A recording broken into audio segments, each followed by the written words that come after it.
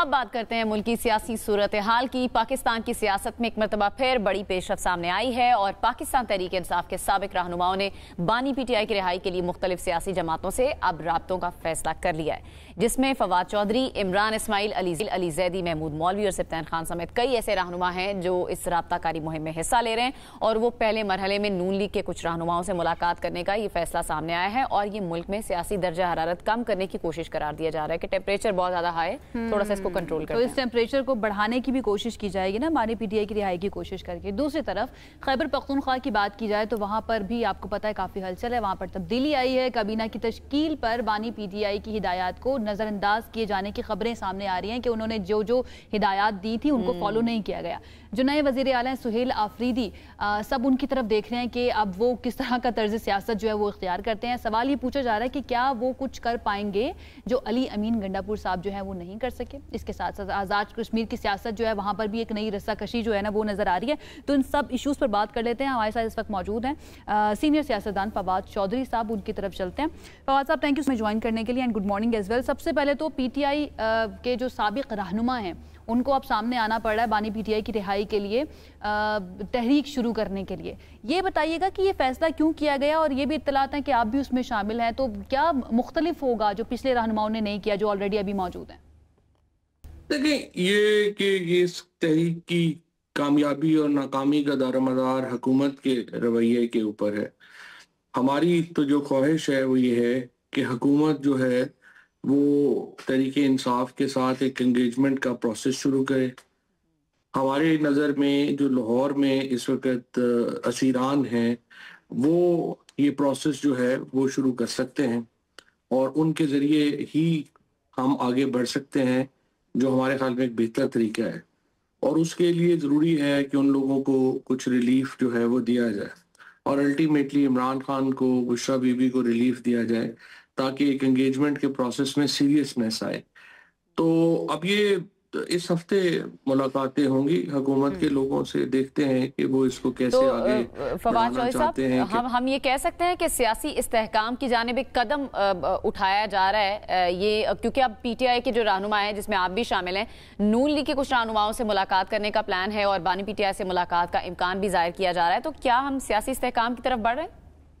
Position کو کل دیوار سے لگا دیں گے تو پھر ظاہر ہے کہ وہ انارکی کی طرف جائیں گے، کیوس کی طرف جائیں گے، اس لیے ملک جو ہے اس میں سیاسی سٹیبلیٹی نہیں آ سکتی۔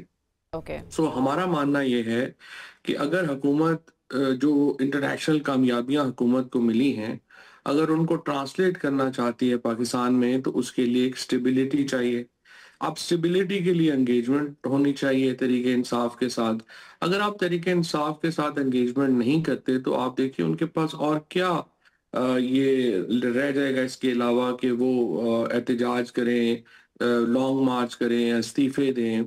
اس جو ایک ایکسٹریم پولیٹیکل ایک انارکی ہوگی ملک میں یا کنفرنٹیشن ہوگی، اس سے بچنے کے لیے یہ ضروری ہے کہ ہم انگیجمنٹ کا راستہ اختیار کریں، اور ہماری امید یہی ہے کہ الٹیمیٹلی ہمیں عمران خان صاحب سے بھی ملاقات کی اجازت ملے گی اور ہم ان سے مل سکیں گے۔ Refreshing to see new you, کیونکہ یہ جو آپ بات کر رہے ہیں نا کہ یہ جو انٹرنیشنلی گورنمنٹ کو کامیابیاں حاصل ہوئی ہیں، ہمیں پتہ ہے آپ سب سے بڑے نقاد ہوا کرتے تھے جب اپوزیشن میں بھی تھے یا پھر جب گورنمنٹ میں بھی تھے، پر اچھا لگا یہ سن کر۔ اچھا، اس وقت جو کے پی کے کی نئی کابینہ بنی ہے، 13 رکنی کابینہ، اس پر کہا جا رہا ہے کہ بانی پی ٹی آئی نے جو ہدایات دی تھی ان کو مکمل نظر انداز کر دیا گیا۔ آپ کا کیا خیال ہے یا آپ کی کیا رائے ہے اس نئی کابینہ کے بارے میں؟ دیکھیں، یہ کوئی اتنا بڑا مسئلہ نہیں ہے۔ پاکستان میں اس وقت جو خیبر پختونخوا ہے وہاں پہ جو اصل فوکس ہے وہ گورننس کے لیے تو انہیں ووٹ نہیں ملا نا، انہیں تو عمران خان کی رہائی کے لیے ووٹ ملا ہے، اور وہ جو تمام فیصلے کریں گے یہ کر رہے ہیں، ان کا جو بنیادی مقصد ہے وہ عمران خان کی رہائی کے لیے ایفرٹ کرنا ہے۔ تو میرا یہ خیال ہے کہ سہیل آفریدی بھی اس پر ہی فوکس ہے، لہٰذا کابینہ میں کیا ہے کیا نہیں ہے کوئی اتنی امپورٹنٹ چیز نہیں ہے۔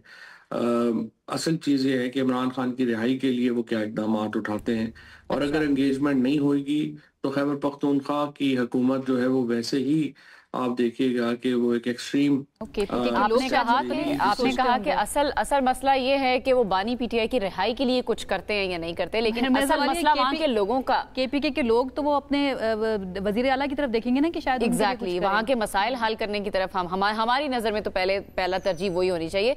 तो आप ये बताइए एक्सपेक्टेशंस क्या हैं सुहेल आफरीदी साहब से, वो ऐसा क्या कर सकते हैं या कौन से आदाफ हासिल कर सकते हैं जो अली अमीन गंडापुर से एक्सपेक्टेड था और वो नहीं कर सके?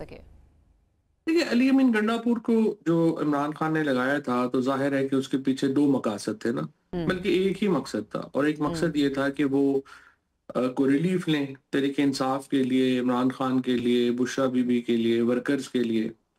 अब उस रिलीफ के दो तरीके हैं। एक तरीका ये था कि एंगेजमेंट हो जिसमें रिलीफ मिले, एक तरीका ये है कि वो चैलेंज खड़ा करें, कन्फ्रंटेशन खड़ी करें, जिससे कि को मामला जो है वो आगे चले।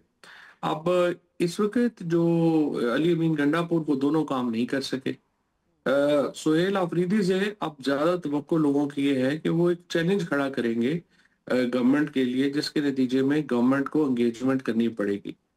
तो अब असल तो सुहेल आफरीदी से यही तवक्को है ना लोगों की, और देखते हैं कि ये तवक्को पे वो कितना सबको इंतजार है। वैसे हमें भी इंतजार है कि सुहेल आफरीदी साहब का तर्ज सियासत देखा जाए कि वो किस तरह की सियासत करते हैं। अच्छा, शेर अफजल मरवत साहब का एक बयान जो है वो बड़ा आजकल चल रहा है। वो कह रहे हैं कि खैबर पख्तूनख्वा की हुकूमत जो है ना वो इस वक्त खतरे में है। इस पर आप क्या कहेंगे?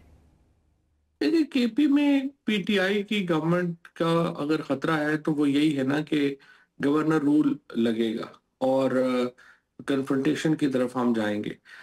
हमारी कोशिश तो ये है कि कन्फ्रंटेशन की तरफ ना जाए। बाकी जहां तक अवाम का ताल्लुक है, असम्बली का ताल्लुक है, वो तो इमरान खान के साथ है, और जाहिर है कि इमरान खान की जो सियासी होल्ड है उसको कोई चैलेंज पूरे मुल्क में ही दरपेश नहीं है, खैबर पख्तूनख्वा में तो खुसूसन कोई दरपेश नहीं है।